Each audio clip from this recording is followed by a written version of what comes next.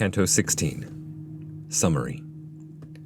Dante and Virgil are surrounded by a cloud so dark not even the pitch black of hell could match it. The pilgrim must keep a hand on Virgil's shoulder so as to not get separated or lost.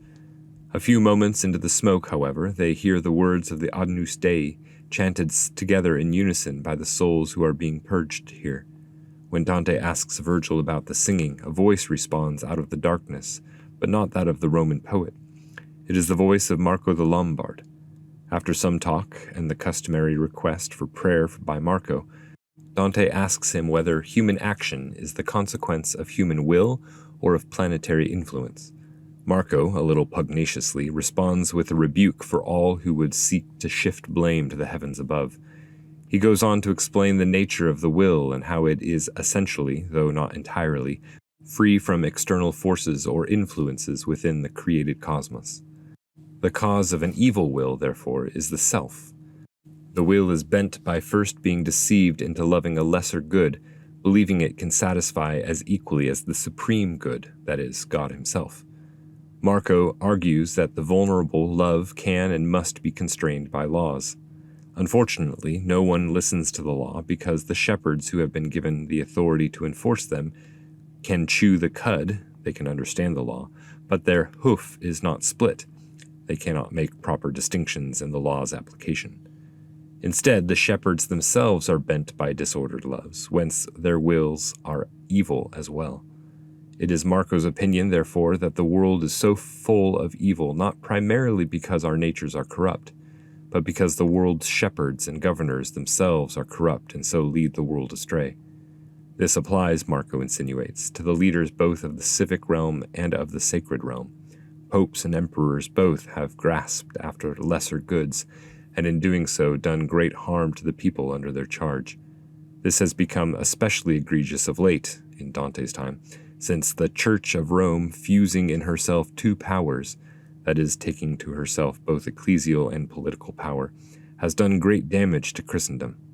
Their conversation comes to an abrupt end as Marco leaves, having pointed the way forward. Canto 16. The Wrathful.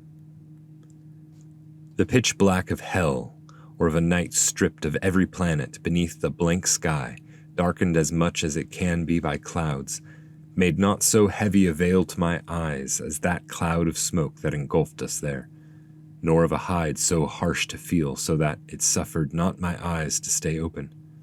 Wherefore my knowing and faithful escort drew near me and offered me his shoulder.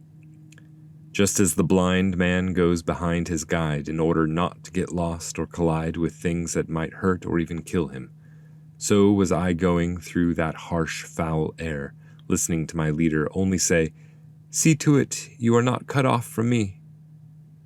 I heard voices, and each one of them seemed to be pleading for peace and for mercy from the Lamb of God that takes away sins. Agnus Dei was their only beginning. There was one word for all, and one manner, and there seemed such accord among them all. "Master, are these spirits I hear?" I said. And he to me, "You apprehend truly, they go untying the knot of wrathfulness." "Now, who might you be that plow through our smoke, and are speaking about us just as if you still divided time by the calends?" This was said in such a way by one voice, wherefore my master said to me, "Answer, and ask if one goes upward by this way." And I said, "O creature, cleansing yourself to return lovely to him who made you, you will hear wonders if you follow me." "I will follow how much it is allowed," he said, "and if the smoke keeps us from seeing, then hearing will hold us joined in its place." Then I began. "Within that swaddling band that death dissolves, I make my way above, and come here through the infernal anguish.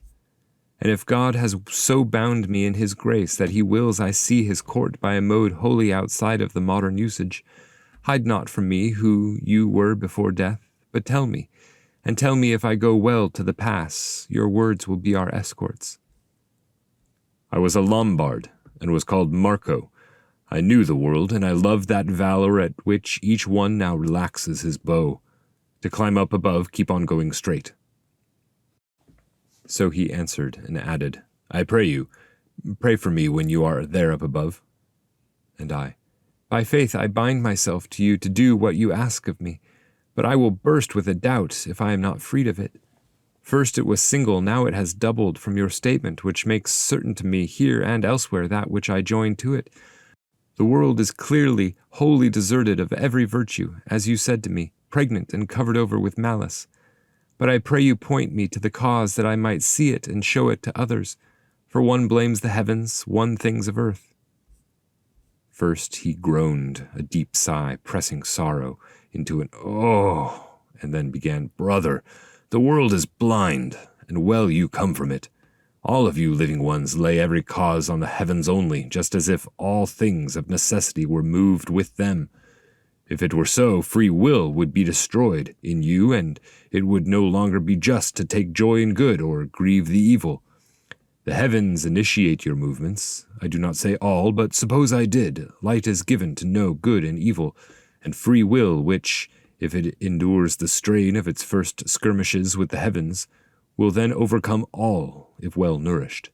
Free, you are subject to a greater strength and better nature, which creates the mind in you that the heavens cannot control. Therefore, if the world today goes astray, the cause is in you. Find it in yourselves. Now I'll be a true spy of it for you. From the hand of him who delights in her before she exists comes forth, like a girl, weeping and laughing in a childlike way, the simple little soul that knows nothing save that, moved by a happy Creator, she freely turns to that which delights her. She tastes the first tang of a smaller good. She is there deceived, and runs back to it unless a guide or rein restrains her love. Wherefore the law must be set as a rein, and there must be a king who would discern a tower at least of the true city. There are laws, but who sets a hand to them? None. Because the shepherd that goes before can chew the cud, but his hoof is not split. Therefore the people, seeing their guide take aim at just that good for which they are greedy, feed on that and do not ask more beyond. You can see clearly that bad government is the cause that has made the world evil, and not your natures that might be corrupt. Rome, that had made the world good, used to have two suns that made the one and the other paths visible, of the world and of God. The one has snuffed the other, and has joined the sword to the staff, and forced together things must continue iniquitously. For, joined, the one does not fear the other. If you do not believe me, set your mind on grain, that all grass is known by its seed. Through the land watered by the Adige and Po, valor and courtesy were found before Frederick met with resistance. Now it can be safely crossed by any who pass through, ashamed of interacting with good men or of drawing near to them. Indeed, there are still 3 old ones in whom the ancient age rebukes the new. To them it seems slow till God brings a better life. Corrado de Palazzo and the good Gerardo and Guido de Castello, best named, as the French say, the Frank Lombard. From now on, the Church of Rome, confounding in herself 2 powers, falls in the mud and makes herself and her burden ugly.